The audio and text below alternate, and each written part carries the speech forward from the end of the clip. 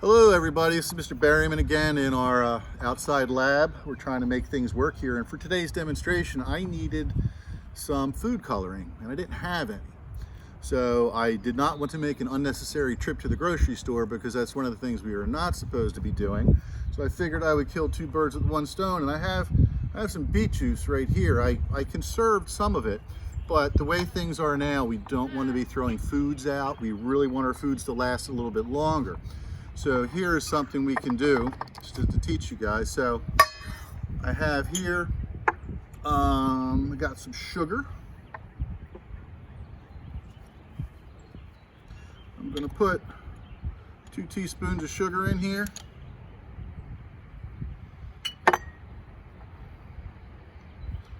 A half a teaspoon of salt. I'm not a huge salt fan. You can do it to the way you want to taste it. I'm going to take these beets, I'm going to pour the beets right in here. Now what we're going to do with this solution is we're going to pickle some eggs. Now if you've never done this, your eggs last an awful long time, but what you are going to have to do is you're going to have to store it in your refrigerator. Back in the old days, people did not, and there are occasionally cases where people get botulism. You don't want that. Now I'm going to put some vinegar in here.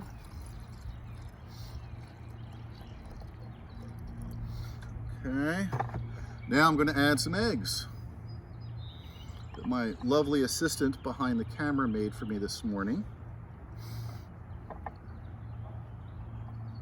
They're peeled? Yes, they're peeled eggs, yes. You don't want them unpeeled.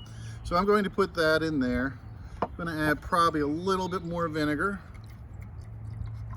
And then I'm going to cap it off with some tap water.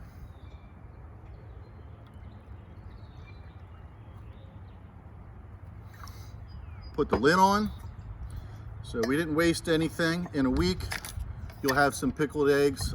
If you haven't tried them, do this. It's a great little quick recipe. But anyway, the reason we are here today is we're following up on Mr. Skoll's lecture on lipids. Now, lipids are fats. And there's all sorts of lipids. The first thing I want to cover with you guys is the 2 main types we're going to be looking at, and Mr. Skoll will get into the bonding and stuff like that on a molecular level, is we have some lipids, such as butter. Butter is a solid at room temperature. Notice it's a solid.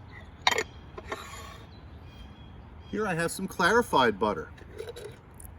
Notice it is a solid. Here I have some coconut oil, also solid at room temperature. All of these that are solid at room temperature are called saturated.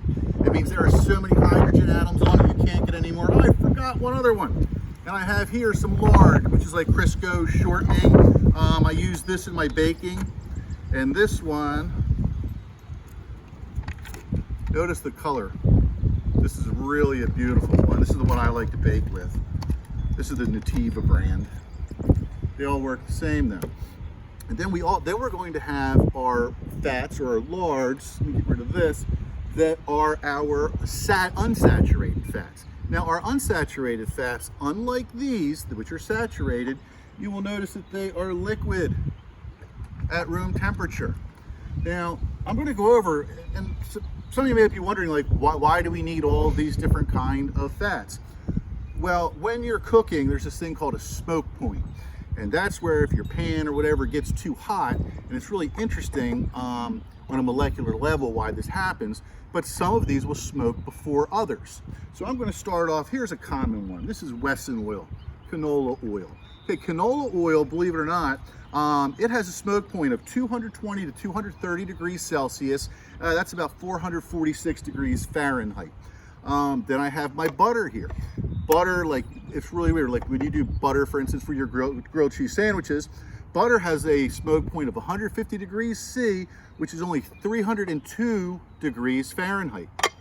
Yet what I have here is clarified butter. It's also known as ghee. And even though it's butter, when you get it clarified, this can get up to 250 degrees C, which is about 482 degrees Fahrenheit.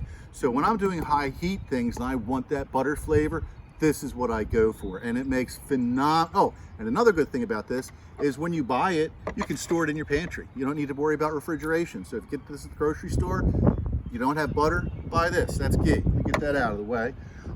Then I have some, what do I have next? I have grapeseed oil. Here it is. Here's my grapeseed oil. Now grapeseed oil, that one has a smoke point of 215 degrees or up to 421 degrees Fahrenheit. This is a good one.